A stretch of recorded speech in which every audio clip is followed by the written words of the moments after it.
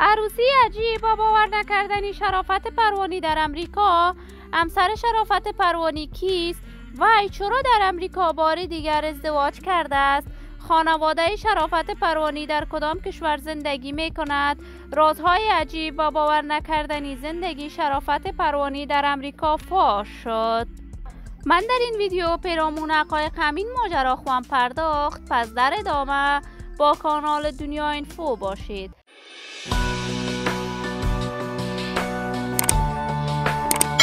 سلام و سلامتی ایام به کامتان باد. شما را خوش آمدید میگم به یکی دیگر از ویدیوهای جذاب کانال دنیا اینفو.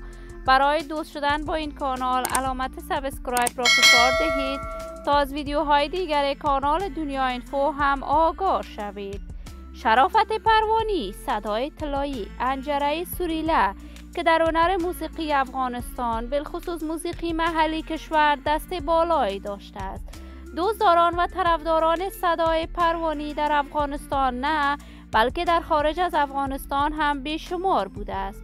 آقای شرافت پروانی در امریکا اکنون زندگی می کند. در افغانستان در محافل خوشی هموطنان افغانش اشتراک می کرد. با صدای سوریله‌اش ترین انداز در محافل خوشی هموطنان افغانش بود. شرافت پروانی ازدواج کرده است و دارای 5 فرزند می باشد. ولی همسر و فرزندان شرافت پروانی در افغانستان زندگی دارد.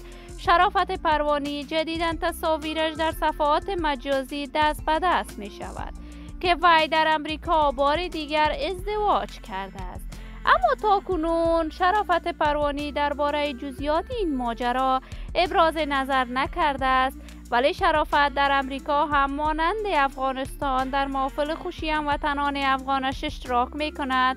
کنسرت های برای دوستداران و طرفداران صدایش برگزار می کند. من آرزوی موفقیت، سعادت و خوشبختی برای این هنرمند از بارگاه عزت الله یزال استدعا دارم. دوستان نهایت خوب کانال دنیا اینفو، شما هم نظریات نیکتان را در بخش کامنت با من شریک بسازید.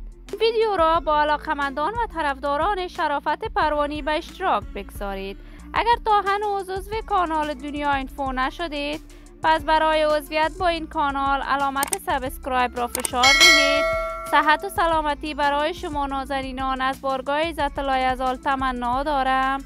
تا درود دیگر، بدرود.